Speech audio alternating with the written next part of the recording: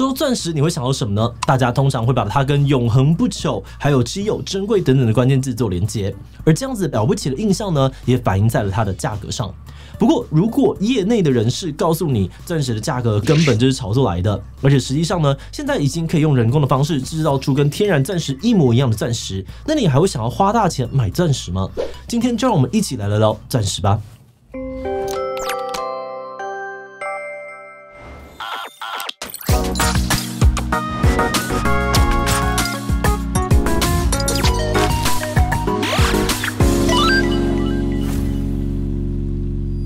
Hello， 大家好，我是志奇。钻石恒久远，一颗永流传这句广告词，相信多数人都不太陌生。这句经典的口号说服了无数的消费者，钻石是爱情与承诺的终极象征。虽然要价不菲哦，但是一切值得。可是真的值得吗？纪录片《钻无恒久远》访谈的钻石界专家指出，其实钻石一点都不珍贵，那不过是企业制造出来的假象罢了。而且在现代的技术之下，人造的钻石跟天然钻石几乎没有区别，不仅人眼无法辨别，甚至连仪器都难以鉴定，甚至其实早就已经有很多人造的钻石混在天然钻石里面一起卖给消费者了。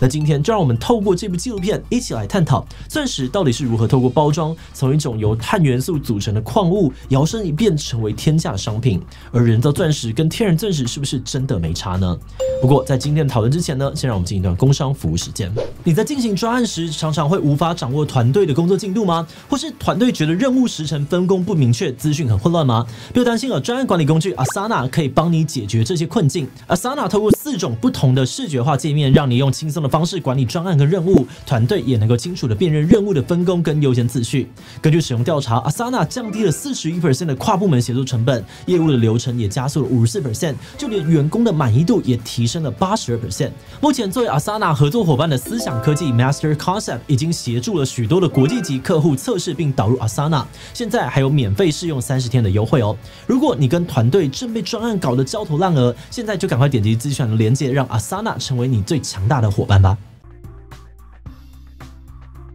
说到钻石为什么会变成现今珠宝界最重要的矿石之一，就不得不提到戴比尔斯这家公司。戴比尔斯创立于1888年，业务内容从钻石的开采贸易到行销都一手包办。像影片开头提到的广告词“钻石恒久远，一颗永流传”，就是出自于他们。那么他们到底是怎么样把钻石捧上神坛的呢？戴比尔斯的前董事长欧内斯特·欧本海默就说过，提升价值的唯一方法就是让他们变得稀缺。纪录片指出呢，由于这间公司长期垄断着钻石市场，甚至呢一度掌握着全球高达90%的天然钻石贸易，所以他们就透过调配市场的供给，长期的控制钻石的市场价格，让它维持在昂贵的售价。但是除了控制钻石的流通量之外呢，他们的行销策略更是赋予钻石不朽地位的一大关键。在1930年代，他们推出了一种叫做求婚钻戒的产品，并且搭配洗脑的广告词，反复的强调，经过大自然的千锤百炼所形成的钻石是永恒爱情、许诺终身的象征。这套行销获得了惊人的成功，直到现在呢，结婚就是要买钻戒的价值观早就已经超越了戴比尔斯这个品牌，成为了跨文化的全球现象。而在片中呢，钻石专家们除了指出企业透过行销手段来塑造钻石的神话，还进一步的揭露，现在市面上面流通的很多钻石其实根本不是什么自然产物。纪录片里面访问到的宝石学者杜尚呢，就指出有些标榜天然的钻石其实可能是人造的。他说，大概在2012年的时候呢，他就发现市场上面有混钻的状况，意思是把人造钻石混在天然钻石当中一起贩售。他更宣称市场上面的有5% 的天然钻石都是人造的。那虽然戴比尔斯跳出来否认说他们没有找到任何混钻的证据，但是片中访问到一名从事钻石生意多年的混钻人，也直言人造钻石混入市场早就已经行之有年。根据纪录片的说法呢，这些人造钻石多半是在中国以工业用钻石的名义生产，接着跟天然钻石一起销售给各地的钻石经销商。而且合成钻石跟天然钻石虽然在早期呢有着明显的差异，但随着技术的进步，这种差异也在逐渐的消逝。现在中国产出的合成钻石呢，一旦经过抛光，就连专业的鉴定师甚至是鉴定机器都可能无法辨认出差异。那因为差别越来越难分了，所以现在的珠宝产业呢，到底有没有混钻的状况？这种状况到底有多严重，可能也非常难判断。有些业内的人士也表示，反正都分不出来，管它是天然的还是人造的，只要卖出去就对了。而以这个物理学啊、宝石学的观点来看呢，天然或是合成钻石也确实都是钻石，但是呢，还是有些人坚持天然的更好、更有价值。成为天然钻石报价的拉帕波特集团，还有戴比尔斯家族的人呢，提到天然钻石有3大优势是合成钻石无法媲美的：一是稀缺性，2是象征意义，3是它所创造的发展机会。首先，他们指出天然钻石非常的稀有跟珍贵，因为那是大自然的产物，需要在特定的环境经过几十亿年的时间才会形成。有的钻石呢，甚至比一些新兴的历史还要悠久，而这样子与生俱来的背景呢，是人类无法复制的。反观人造的合成钻石呢，是在实验室里面做出来的，制作的时间很短，还要能够量产，根本呢就没有价值。同时他们也强调，正是因为天然钻石得来不易，所以他们也比合成钻石更有意义。他们认为如果人们想要找一个能够代表自己感情啊，还有承诺的信物，那合成钻石只会显得你的心意廉价，珍贵的天然珠宝呢，才能够凸显人与人之间珍贵的爱。所以，如果收下钻石的人发现那只是实验室培养出来的假钻，可能就会觉得自己被欺骗，甚至开始怀疑自己的价值。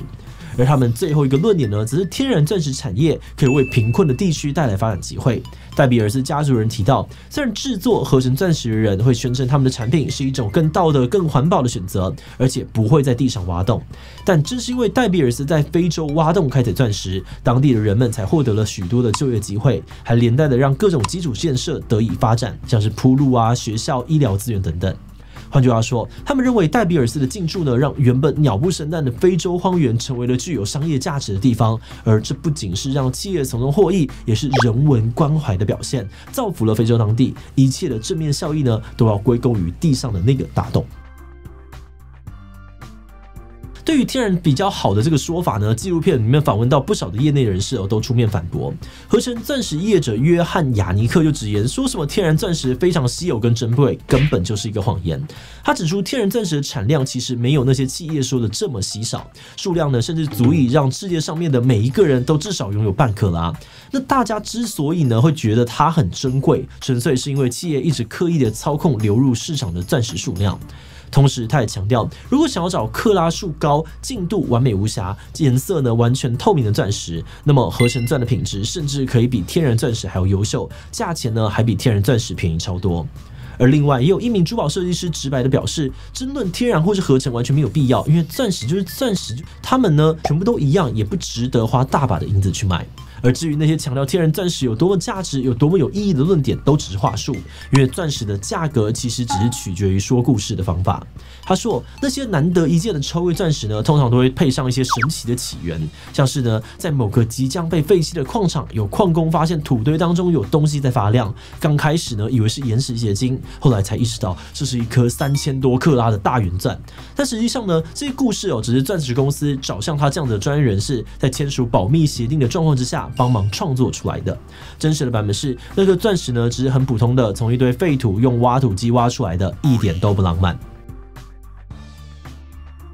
我们在看完这部纪录片之后呢，虽然觉得钻石商很会唬烂但仔细想想，这东西能够成为神话，也未必完全都是行销，可能也跟人们长期以来形成的集体信念有关。毕竟广告行销是一回事但要不要接受并认同这些资讯又是另外一回事。那当跨世代的消费者都愿意被这套价值观给说服，把钻石当作是一种美好人生的象征、永恒爱情的信物跟必须追寻的目标，那么钻石的神话与其说是特定企业单方面打造出来，也可以说是呢在众门人们的推波助澜之下渐渐巩固起来的吧。所以从我们的角度来看这部片乍看之下呢是在讨论天然跟合成钻石之间的竞争，但它所带出来的反思可能更多是讨论信念跟价值。像片中就有讲到，多数客户在买完钻石之后都不会想要进一步的去探究这是不是真的天然钻石。也就是说呢，对于很多人来说，天然与否可能不是最重要的事情，他们在乎的或许依然呢是自己买下的这个钻石在社会上面具有怎么样子的意义。